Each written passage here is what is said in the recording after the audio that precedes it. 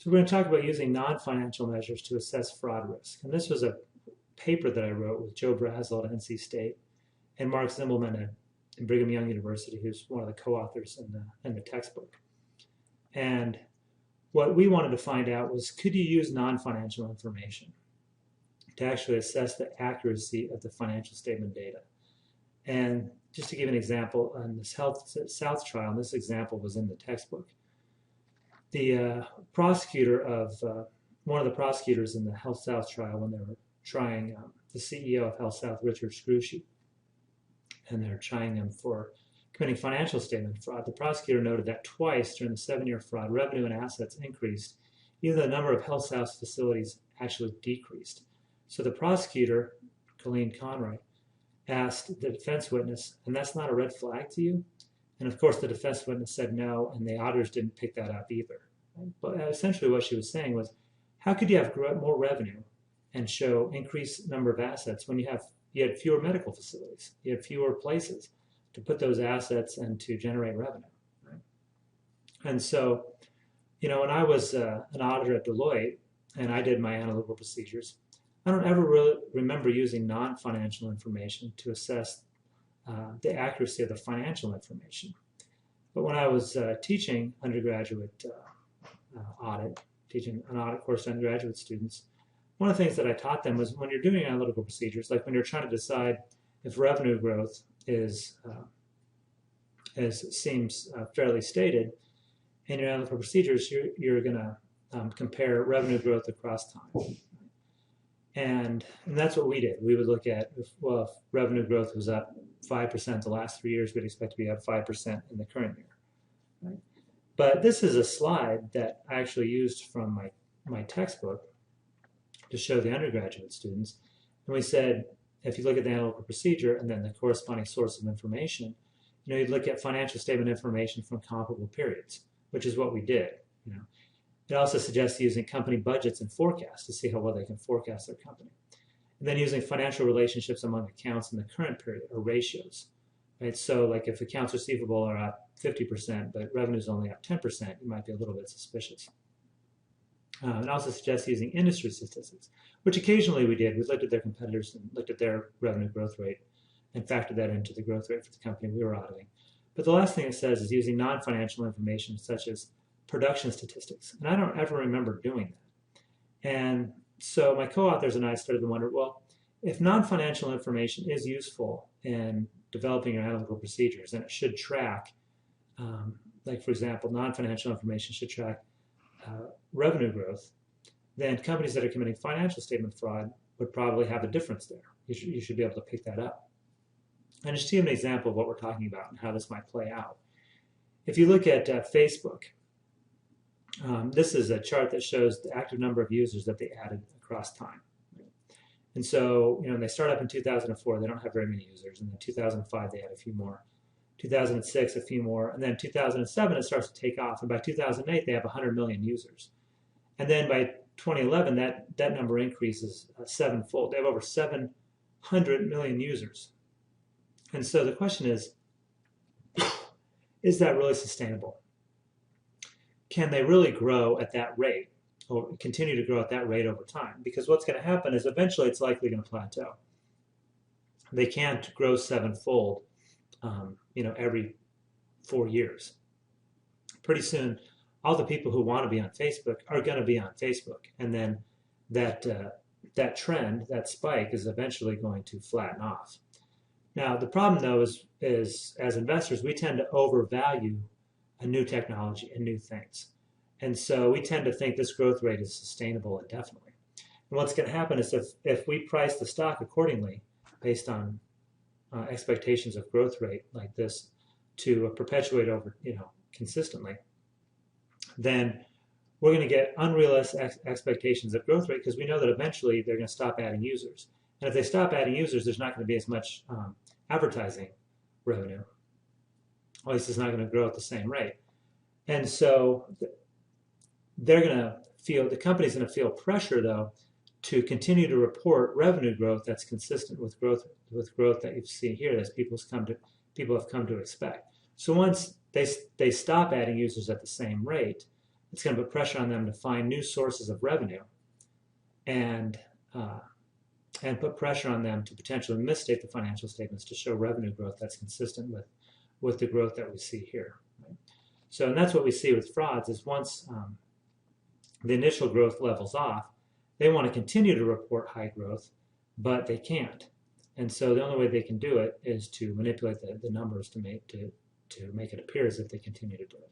So anytime you face more pressure to commit fraud, the more likely you are to commit fraud. And so what we did is we gathered a sample of companies that we know committed financial statement fraud, that the SEC had charged them with financial statement fraud. And we gathered information about those companies, about what type of non-financial information they report. And we talked to the SEC, and the SEC basically says, in your MD&A, in your management discussion analysis, in your financial statement, when you file your 10K, they don't actually require that you report any specific piece of non-financial information, but they want you to be able to explain your results. So if you're HealthSouth and your revenue's up, then you want to be able to show, yeah, well, our revenue's up because we have more facilities. We treated more patients. Right? So maybe patient visits is the type of thing the SEC would be looking for. And in fact, one of the CFOs at HealthSouth said one of the most difficult parts of his job, one of the most challenging things that he had to do in his job was to write the 10K and explain that the facilities were down, but yet revenue growth and assets were up, right? And explain how that was possible. And one of the reasons why it's helpful to compare non-financial information to financial information, because the financial information is potentially less vulnerable to manipulation and more easily verified. So for example, Target stores, they tell you how many stores they have on the very first page of their 10K. Right? It's very difficult for Target to say they have more stores than they actually do, because it's pretty easy to verify. And analysts know the number of stores that they have. And they tend not to be estimates. And so to really manipulate that data, like the number of stores, the number of employees that you have to collude with others in the organization, like to report more employees than you really have. You'd have to talk to HR and get them to go along with reporting a different number. So the non-financial information is potentially less susceptible to manipulation. Right? And so what we did is we had this whole list of companies that we knew had committed financial statement fraud. And we gave an extra credit assignment to some of our undergraduate auditing students that said, here's a company that committed financial statement fraud, and here's a list of their competitors. And what the student had to do was go find the 10K for the company that committed financial statement fraud, pick one of the competitors and find their 10K, and then find non-financial information that were consistent between the two companies. So did they both report in the same number of employees? Did they both report number of retail outlets, et cetera? And this is the type of information they came back with.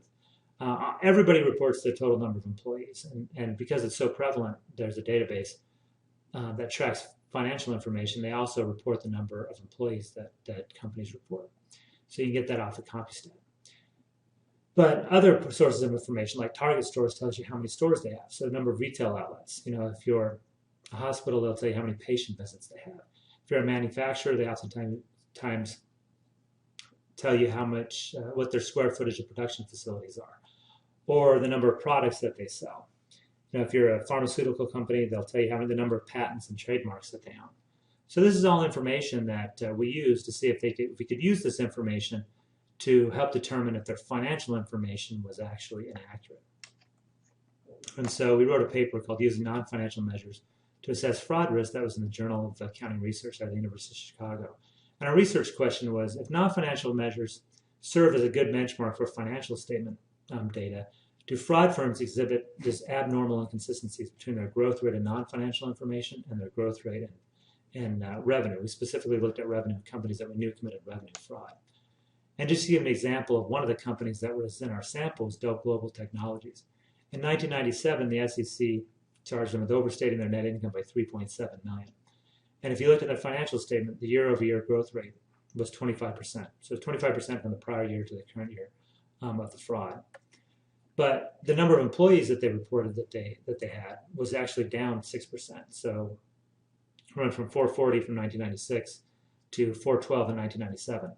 And the number of distribution dealers that they reported went from 400 down to 250. So it was a 38% decrease in distribution dealers. And to give you a benchmark, Fisher Imaging was one of their competitors, and Fisher Imaging reported a corresponding decrease in employees and distribution dealers. So apparently it was a downtime for those technology companies. But Fisher Imaging also reported a decrease in revenue, a 20% decrease in revenue, which is consistent with their decrease in employees and distribution dealers. But Dow Global Technology reported fewer employees, fewer distribution dealers, but an increase in revenue, right? Which would have been suspicious on its face. And what we found was that companies that were committing financial statement fraud, their growth rate and the difference between their growth and non-financial measures and growth in revenue was about 30% difference.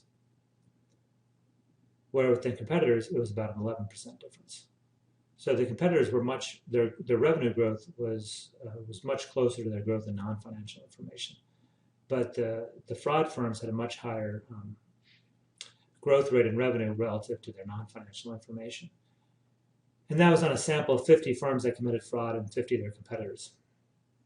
But we knew that there was one measure, which I mentioned, is employees that all companies report. So our total list of companies that we knew had committed fraud was 110. So we took those 110 companies and we looked at just one measure, just employees. So we looked at the change, the growth rate in revenue compared to the growth rate in employees, and found that for fraud firms, that difference is about 20%, but for competitors, it was only 4%. So I was a little bit surprised, actually, how closely revenue growth tracks growth in employees. So the difference there was about a 60% difference between the two. And in both those, using all financial measures or just using employees as the only non-financial measure, the inconsistency between the fraud firms and the non-fraud firms was significantly different. So what can we learn from this? Well, first of all, the financial statements only give you current year data. So if you read somebody's financials, their MD&A, at some point it'll say something to the effect of, as of December 31st, 2015, we had 1,500 employees. But they don't tell you how many employees they had last year. And I don't think anybody, investors included, auditors, stop to think, well, I wonder what they had last year. And is that up or down? Did they lay off employees? Because if they laid off employees, it looks like their company's not doing as well. They're not growing. They're actually shrinking. So what would I expect then from revenue growth in the current year? But the financial statement data is comparable. So for, like on the balance sheet, they give you 2 years worth of data in their 10K. In the income statement, they give you 3 years worth of data. So it's pretty easy to see increase in revenue, increase in net income across time. But in the non-financial information, they don't give you that prior year number. And so you don't know if employees has gone up or down, right? Also, to find the total number of employees, there's not like a chart that you can just flip to. You have to read the 10K, which might be 50 to 100 pages, and find somewhere in there where it says employees. And then you also don't know what non-financial information companies report. Like United Parcel Service, they tell you how many aircraft they have, how many packages they ship per day and per year. They tell you how many trucks they have, how many drivers they have, right? And so they provide a lot of non-financial information, but not all companies provide that information. And sometimes you just don't know what to look for. Like Google, they don't tell you how many clicks they had on ads. I mean, you just have to trust that the revenue is accurate. So not everybody discloses a lot of non-financial information, and consequently, that makes it hard to find. So the students who were collecting this data for us, they said it took 5 to 6 hours to hand collect this data per company, to pour through their 10K and look for square foot of production facilities, or total number of patents, total number of products, and find this non-financial information. And so what happened is, after we published that study, though, then there became a lot of interest in regulators and others to actually do what we did in this study. So the Financial Industry Regulatory Authority, or the FINRA, they have an investor education foundation. And they have a lot of money from the FINRA's fine financial institutions for misreporting or for other things. and they give after they find them, they use a lot of that money for grants to do studies. And so the FINRA gave us some money to develop a website or a tool, a web-based tool to make this search for non-financial information easier. And so we developed a website for them that looks like this, that eventually the FINRA is going to make publicly available on their website. They'll put this web page up there. And what you could do is the web page gives some information about non-financial information. It kind of goes through the detail that I just talked about. And then you can do a company search. So over on the left-hand side, if you click on company search, it'll take you to a page like this. And if you type in United Parcel, it's a little bit like Google. It'll figure out, okay, you're looking for a United Parcel Service, and then it'll come up. And then if you know the industry that they're in, you can select the industry. If not, you can just use all industries. And what we've done is we've had RA search thousands of 10Ks to look for keywords that companies use when they're indicating the non-financial information that they're disclosing. So like employees, or square footage of facilities, or products, or patents, even things that obscure like jib cranes. So we have a whole list of search terms, and what happens is when you click search on this page for United Parcel Service, it's going to search United Parcel Service's current year 10K and their prior year 10K. And it's going to look for these, it's going to do a keyword search for these keywords that we know the company discloses.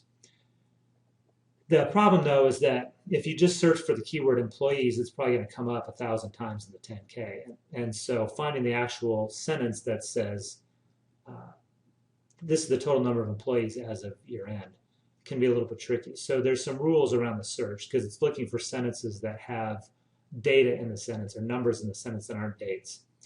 But even then, you still might not come up with the exact number you're looking for. It might say we had 1,500 seasonal employees, or 1,500 part-time employees, or 1,500 employees in research and development.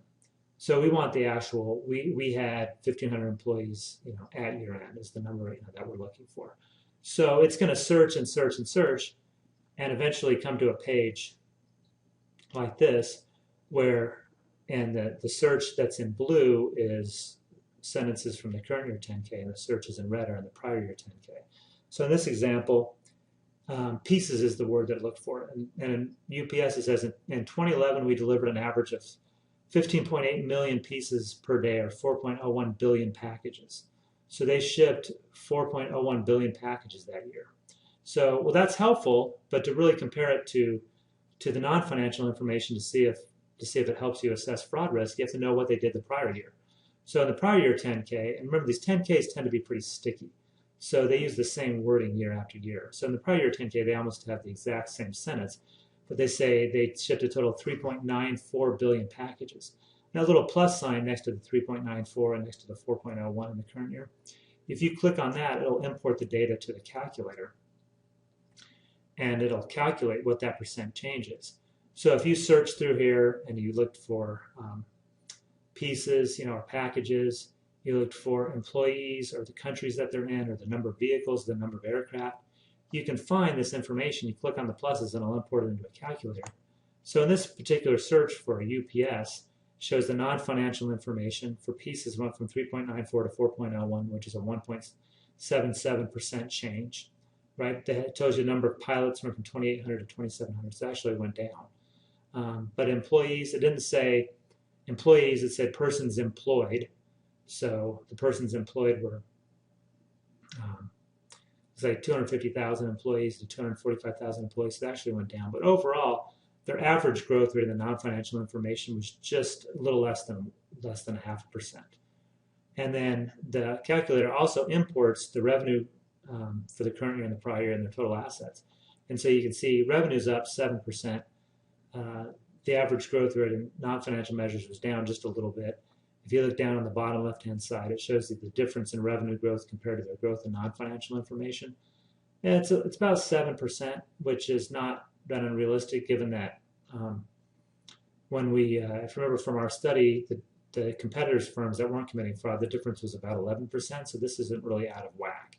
Right? So given what we know about comparing non-financial measure growth to growth in financial measures, UPS looks like they're in the ballpark.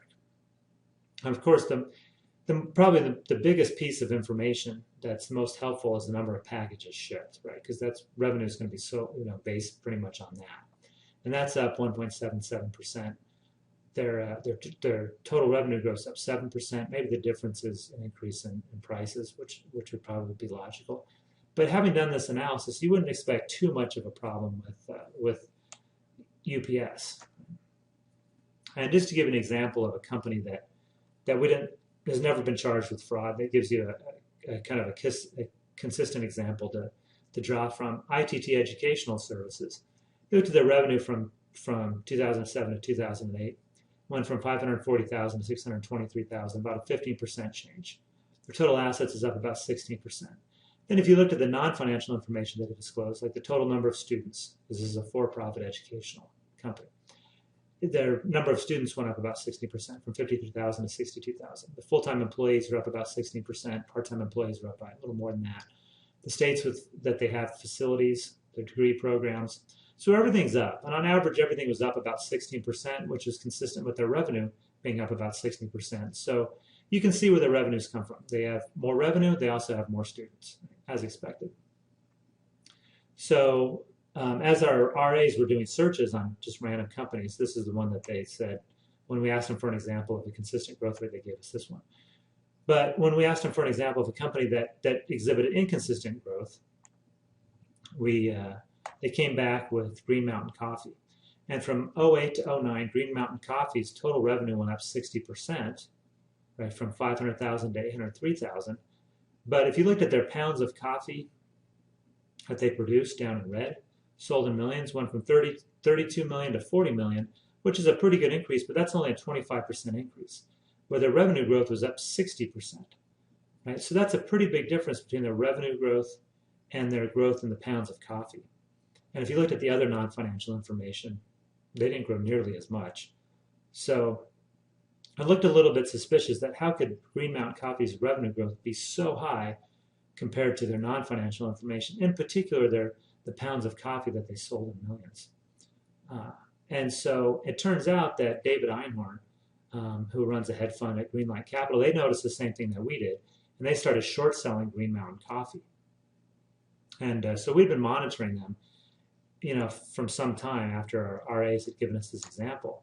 Then lo and behold, in 2010, the SEC conducts an investigation. The SEC's enforcement division, they find concerns for Green Mountain Coffee's revenue recognition practices. They determined that they did actually overstate their revenue, and they were forced to restate. So they restate their financial information from 2007 to 2010, which include the years that we thought were suspicious. And this chart tracks their stock price. So the stock price was inching up through 2011, up, and then it peaked, and then this revelation that they were misstating, and then the stock price tanks down in May of 2012. It's dropped down below back to like $20 when it had been selling close to $120. Right, so Green Mountain Coffee lost a lot of the value in their stock price by having, committed what appears to be revenue fraud, right? And they had to restate. Where if they just would have been consistent in their revenue reporting, their stock price wouldn't have spiked as much, but it certainly would have stayed much higher than what it landed at in May of 2012. So this misstatement of their revenue appears to have cost them dearly in the market. And when we had our RAs go out and just gather this non-financial information, compare it to their revenue growth, compare the growth in non-financial information to revenue growth, when we compared the two, and we just plotted all the companies that we found a pretty normal distribution that's centered right around 1%. So the growth in revenue and the growth in non-financial information was different on average for most firms at about 1%. So it tracked pretty closely. Now, of course, there are firms in the tails. So on the right-hand side, where the revenue growth was significantly higher than their growth in the non-financial information. And we would show this chart to regulators like the PCAOB and the SEC. We'd show it to the big four firms. We've shown it to even David Einhorn at Greenlight Capital. And everybody wants to know the same thing. They don't want to use the website. They want to know the firms that are in those tails, right? Obviously, folks like David Einhorn want to be able to short those firms, and regulators want to know what's going on with those firms. The PCAOB wants to look at what the auditors are saying to see if they're noticing this trend and potentially inspect them. So the question then becomes, well, now that we know that you can use this non-financial information to actually assess fraud risk, right? Are they committing financial statement fraud? Why don't companies make this information just more transparent? Why don't they report 2 years worth of data or 3 years worth of this non-financial information that they're reporting in their 10K is just not multiple years? And couldn't they just tabulate it to make it easier for investors to see their trends in non-financial information to trends in their non-financial information?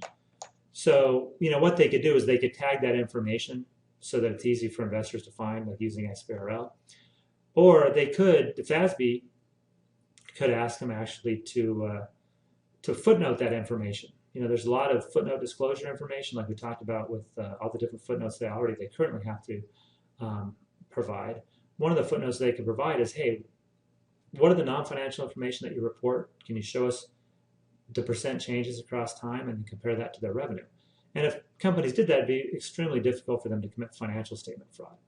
If you were UPS and you had to say this is the exact number of packages that we've shipped and it's gone up 5% a year and our revenue grows up 50%, you say, well, that obviously going to stick out like a sore thumb. The other thing that the SEC could do is just require certain disclosures, that they just tabulate this information, this non-financial information, in a readable, in an easily readable format. So one company that actually did commit financial statement fraud and then cleaned up their act is Tenet Healthcare. And I was looking at one of their 10Ks and I thought, oh my gosh, they did exactly like what we're talking about. They actually have a chart in their 10K and shows in 2009, this is the number of, it says commercial managed care admissions. I mean, it's got surgeries, inpatient and outpatient, total patient days, adjusted patient admissions, and they show you the percent change from one year to the next. Right? And then that's pretty easy to compare to revenue and see how well the company's performing. And so if all companies did this, it would be very hard for them to commit financial statement fraud because you could see exactly where the revenue is coming from and whether it should be up or down. If they're reporting significantly different from their underlying operations, then you would have a right to be suspicious. So we talked to the SEC about doing this, and we talked to the chief accountant of the SEC and presented this research. They didn't seem to be trending towards the direction of requiring this disclosure, although they did think that this presentation that we gave them and the information that we showed them about these companies that were committing financial statement fraud were found to be very interesting. So it'll be interesting to see if the SEC does ever do anything about this, and if our website ever becomes available, for the FINRA. They took our source code and they're supposed to be putting it up on their website. It's been about a year and a half now, and we still haven't seen it come up. So we're anxious to see that come up. It'll be helpful to us because then we could do that searches, and for you all, for like when you're doing FS1, you could actually gather this information, fairly simply by doing the search on FINRA's website. Or for when we'll talk about, we'll do it for FS2. It'd be hard to do it for FS1 because it'll only have current year data in it, not the years that they committed fraud. But it'll also tell you, though, if you searched on it for the current year, what non-financial measures they report currently, and you could probably find them in the prior years. So that's a lecture on how to use non-financial information to detect financial statement fraud, and hopefully this becomes the wave of the future.